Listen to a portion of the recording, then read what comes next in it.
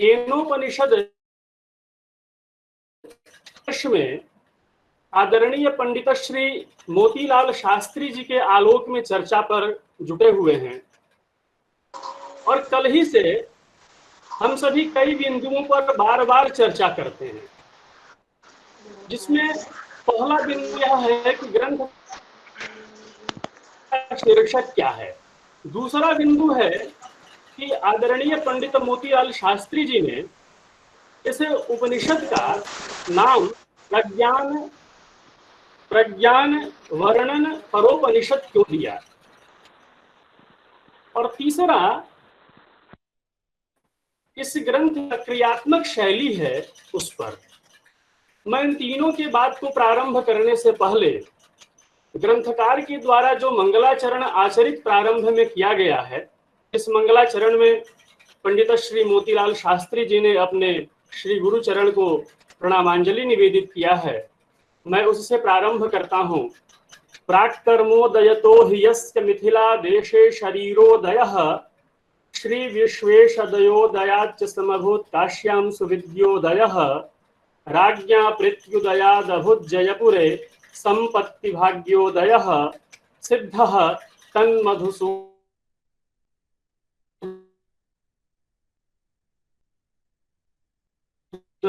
गुरवे। ग्रंथा पंडित श्री शास्त्री जी ने अपने गुरुचरण को नमन करते हुए अगले मंगलाचरण को प्रदर्शित करते हैं और कहते हैं, यत्र प्रदर्श्याः विषयाः पुरातनाः यत्र प्रकारोऽभिनवः प्रदर्शने यत्र प्रमाणं श्रुतयः सयुक्तयः तज्ब्रह्म विज्ञानमिदं विवृश्यताम्। अत्र आवश्यकम् इदमस्ति यत् प्रदर्श्याः विषयाः पुरातनाः। जो प्रदर्शित विषय है वह पुरातन है, लेकिन प्रदर्शने प्रकारः अभिनवः यत्र, यस्मिन् ग्रन्थे प्रदर्शने अभिनवः प्रकारः अस्ति। प्रमाणं श्रुतयः सयुक्तयः यत्र तद् ब्रह्म विज्ञानमिदं विवृश्यताम्। जो अंतिम अर्धाली है विज्ञानमिदं विवृश्यताम्, इसमें जो विज्ञान पद है उस विज्ञान पद में रहस्य छुपा हुआ है। एक वाक्य प्राप्त होता है हमें उपनिषद का, विद्यांचा विद्यांच यस्तद वेदो भयं सह अविद्यया मृत्युं तीर्त्वा विद्यया मृतमश्नुते।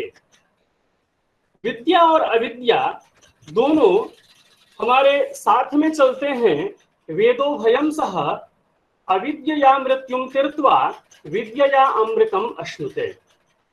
अत्र अविद्यया विज्ञानस्य बोधः अथ च विद्यया ज्ञानस्य बोधः। पंडित मोतीलाल शास्त्री जी ने अपने मंगलाचरण में हमें विज्ञान की चर्चा इस ग्रंथ में करने की है। इसीलिए इस भाष्य का नाम मोतीलाल शास्त्री जी ने विज्ञान भाष्य रखा। केनोपनिषद विज्ञान भाष्य, केवल केनोपनिषद भाष्य नहीं रखा। जैसा कि आदरणीय शुक्ला सर ने कई बार हमसे साझा की अपनी बात कि जो चर्चाएं होती थी उस पर भाष्य तो बहुत सारे उपलब्ध थे, लेकिन विज्ञान भाष्य उपलब्ध नहीं थे। उस विज्ञान भाष्य की दृष्टि में रखते हुए आदरणीय पंडित मोतीलाल शास्त्री जी ने हमें एक नूतन भाष्य दिया, जिसमें विज्ञान भाष्य के माध्यम से ज्ञान की चर्चा की। और हम उसमें केनोपनिषद में समन्वित जो विज्ञान भाष्य की बातें हैं उसको अंतिम तक जो प्रज्ञानात्म संस्मरण प्रकरण है उसमें देखा है। अब आते हैं ग्रंथ की शैली पर। चूंकि हमारी आदत हो गई है कि हम मंत्रों के भाष्य को उन पदों के साथ पढ़ते जाते हैं। अभी बहुतायत ऐसे ग्रंथ उपलब्ध होते हैं, जैसे केने शितम पतितम, यह एक वाक्य लिख दिया गया और इस पर जो भी भाष्य 10, 15, 20 पेज का उपलब्ध होगा वह भाष्य लिख दिया जाएगा, जिससे पाठक को संतुष्टि मिल जाती है कि इस ऋचा का, इस पद का यह वाक्य और इसके संबंध में ये बातें होती जा रही हैं। लेकिन पंडित श्री मोतीलाल शास्त्री जी ने ऐसा अपने ग्रंथ में नहीं किया। मैं जब ग्रंथ को पढ़ रहा था, हमारे अग्रज डॉक्टर मणिशंकर द्विवेदी जी ने मुझे ग्रंथ को भेजा और मैं ग्रंथ को पढ़ रहा था, तो पढ़ते पढ़ते मुझे सहसा वैयाकरण सिद्धांत कौमुदी का स्मरण आ गया। क्योंकि मैं व्याकरण का विद्यार्थी हूं, तो वैयाकरण सिद्धांत कौमुदी में जब दृष्टिपात करेंगे तो प्रारंभ में ही संज्ञा प्रकरण और उसके तदंतर ही परिभाषा प्रकरण की चर्चा है। हमारे आदरणीय प्रोफेसर बालशास्त्री गुरु जी भी कहा करते थे कि किसी भी विषय में जाओ और उसके परिभाषा को पहले जान जाओ, पारिभाषिक शब्दों को पहले जान जाओ, तो ग्रंथ का अध्ययन, उस विषय का अध्ययन अत्यंत ही सरल हो जाता है। इस पर बहुत चर्चा की जरूरत नहीं थी, क्योंकि श्रीमद् भट्टो जी दीक्षित ने संज्ञा प्रकरण के बाद परिभाषा प्रकरण को ही रख दिया। और स्थिति भी आती है संज्ञा च परिभाषा च सूत्रों के क्रम में, तो सूत्रात्मक शैली में जो संज्ञात्मक संस्मरण होने चाहिए, जो परिभाषात्मक संस्मरण होने चाहिए, उन परिभाषात्मक संस्मरणों और संज्ञात्मक संस्मरणों में आदरणीय पंडित मोतीलाल शास्त्री जी ने अपने ग्रंथ का उपनिबंधन किया। इस परिभाषात्मक संस्मरण में श्री शास्त्री जी ने बहुत सारे विवेच्य विषयों को बताया है। उसको केवल परिभाषात्मक संस्मरण प्रकरण को पढ़ने पर कहीं से यह नहीं लगा कि यह केवल और केवल केनोपनिषद पर ही टिका हुआ है, अपितु इसके पूर्व जो ईशोपनिषद है, कठोपनिषद है, या ऐतरेय, आरण्यक, ब्राह्मण, अन्य जितने भी उपनिषद उपलब्ध होते हैं, उन सभी उपनिषदों पर उन्होंने अपने दृष्टि को रखते हुए और एक समन्वयात्मिका तत्व दृष्टि उन्होंने प्रदान की हमें।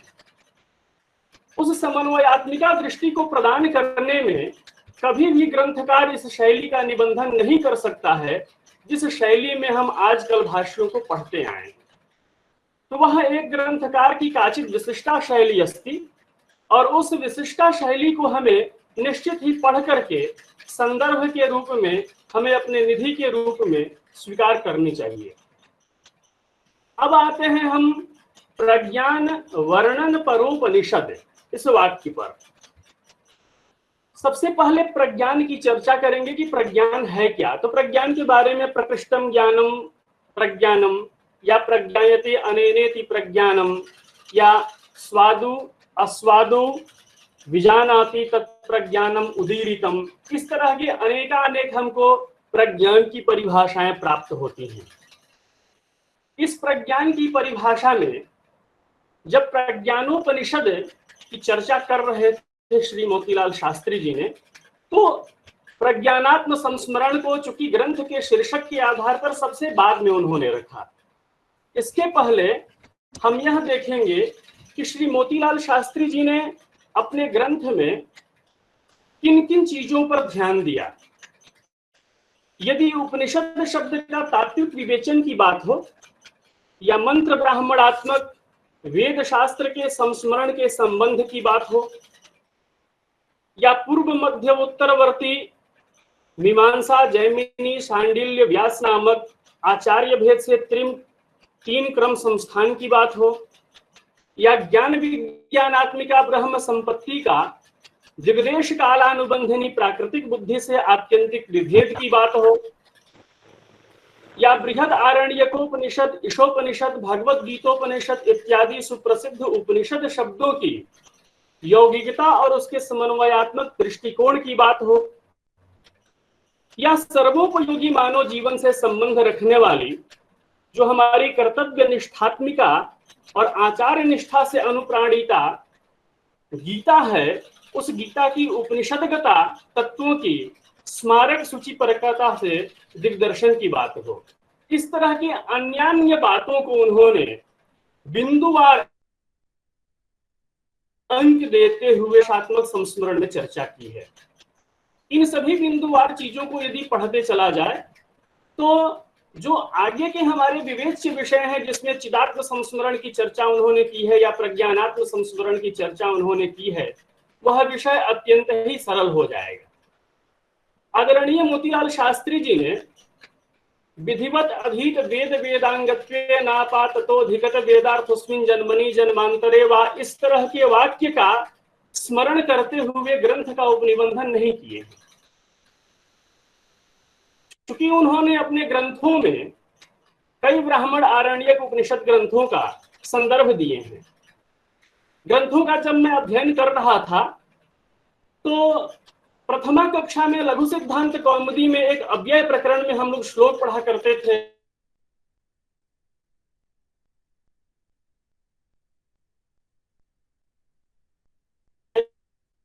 लिंगेषु सर्वासु च विभक्तिषु, इस श्लोक का संदर्भ मुझे उस ग्रंथ में मिला। यह गोपथ ब्राह्मण का श्लोक है। अव्यय के संबंध में लघु सिद्धांत कौमुदी या व्याकरण सिद्धांत कौमुदी में हम सभी पढ़ते हैं। ऐसे महत्वपूर्ण संदर्भों को श्री मोतीलाल शास्त्री जी ने अपने ग्रंथ में दिया है, जो हमारी अभूतपूर्व निधि है। और इसे बार बार पढ़ना, बार बार पढ़कर समझना, चिंतन मनन करना और सर कह रहे थे कम्युनिकेट करना, यह हमारा परम कर्तव्य है। हम इनके दाय को लिए हुए हैं, सर अभी कह रहे थे, निश्चित रूप से हम इनके ऋणी हैं। और हम जब कम्युनिकेट करेंगे, यह बात आगे तक जाएगी श्रोता परंपरा से, तभी हम इसके ऋण से पूर्ण होने का सौभाग्य प्राप्त करेंगे। अब हम आते हैं केनोपनिषद के प्रज्ञान वर्णन परोपनिषद पर। बहुत सारी बातें प्रज्ञान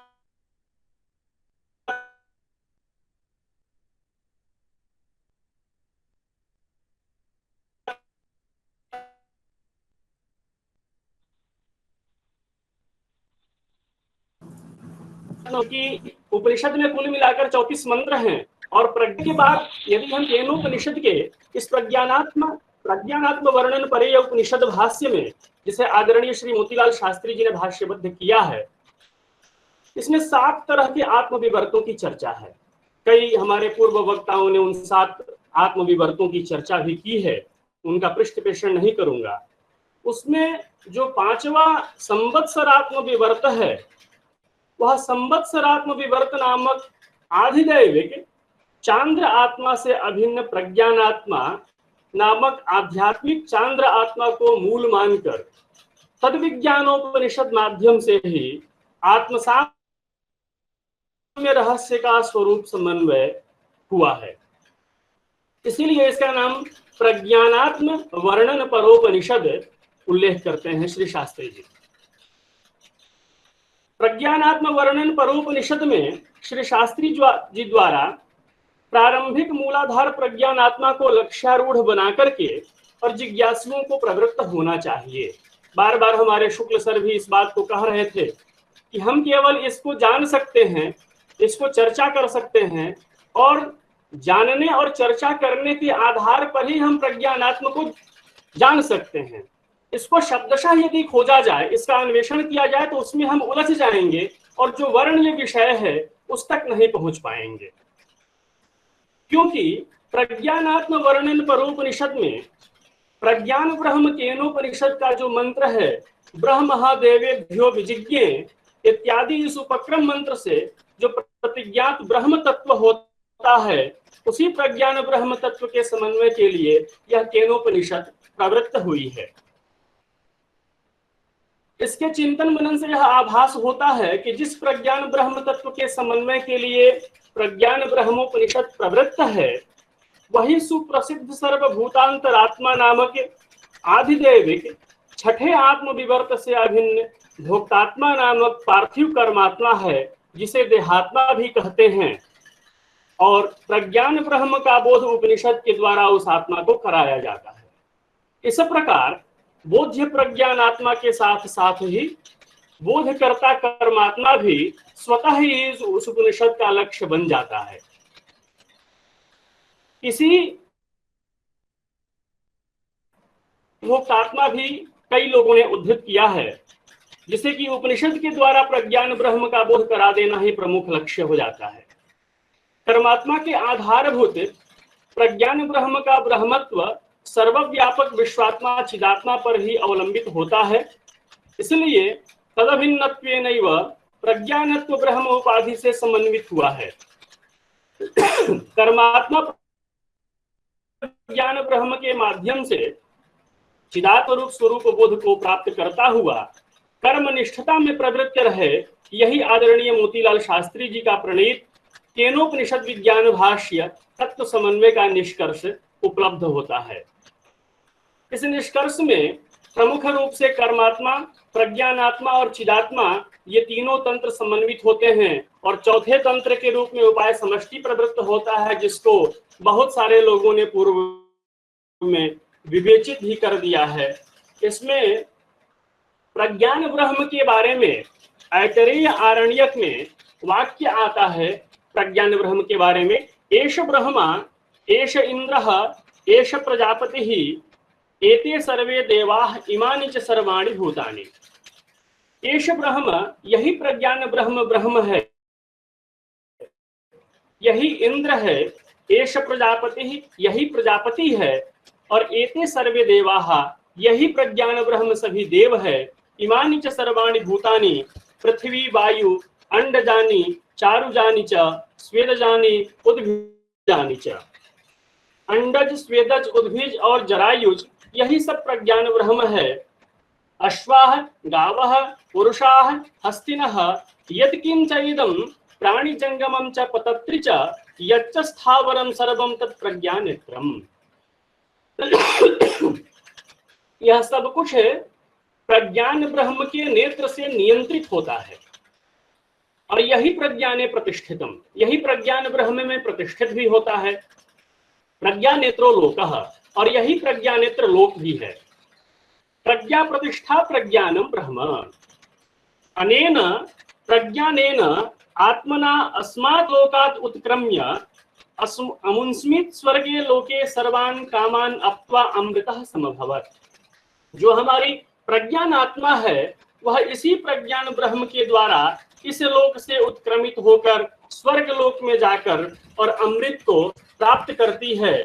जो केनोपनिषद के द्वितीय खंड में चौथा मंत्र है, प्रतिबोध विदितम मतम अमृतत्वम हि विन्दते आत्मना विन्दते वीर्यम विद्यया विन्दते अमृतम। इस वाक्य के साथ इसका आत्म साक्षात्कार भी हमारे पंडित मोतीलाल शास्त्री जी कराते हैं। आदरणीय मोतीलाल शास्त्री जी के जब प्रज्ञान वर्णन परेयोपनिषद पर दृष्टिपात करते हैं तो इस ग्रंथ में एक अद्भुत रहस्य का उद्घाटन उपलब्ध होता है।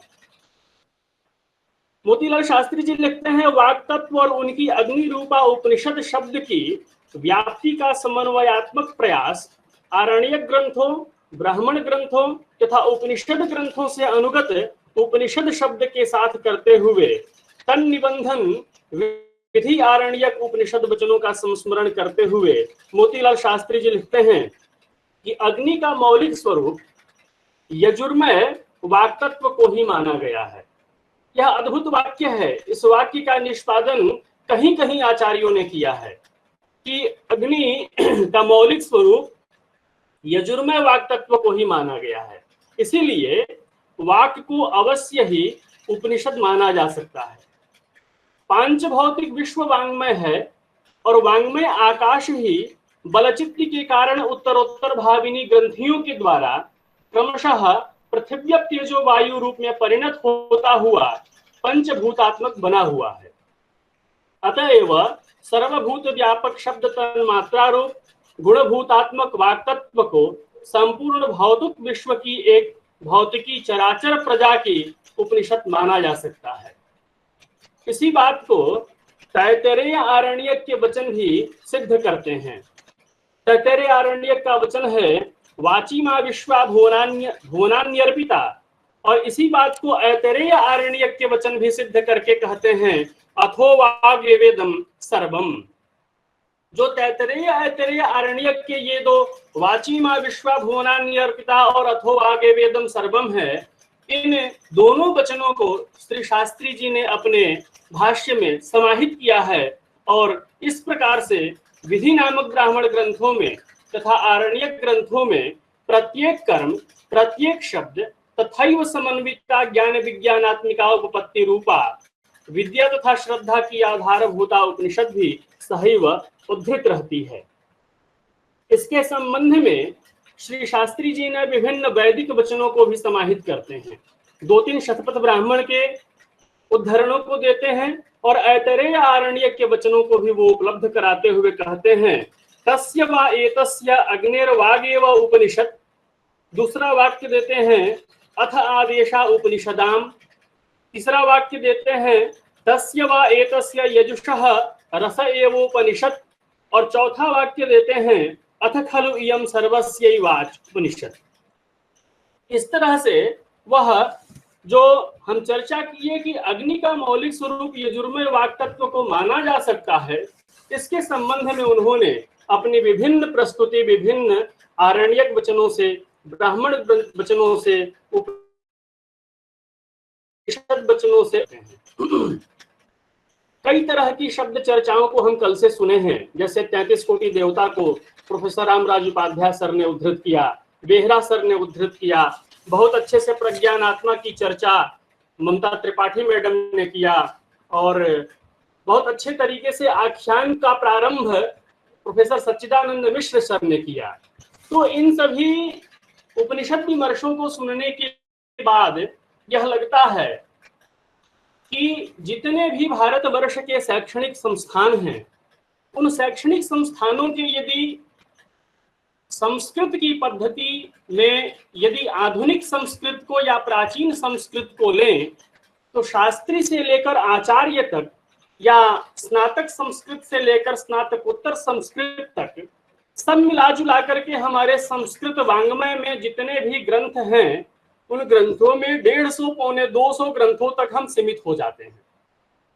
केनोपनिषद के कुछ भाग को हो सकता है कि संस्कृत के एमए या बीए में पढ़ाया जाता हो या कठोपनिषद के कुछ भाग को पढ़ाया जाता हो, लेकिन शास्त्रों को जीवित करने के लिए, शास्त्रों पर दृष्टिपात करने के लिए, संस्कृत वांग्मय में आलोडन विलोडन करने के लिए, हमें अपनी मनस बुद्धि को लगाने के लिए जो इस तरह के श्री शंकर शिक्षायतन द्वारा विमर्श का कार्य चल रहा है या इस तरह की जो व्याख्यान के कार्य चल रहे हैं वह अत्यंत ही प्रणम्य है।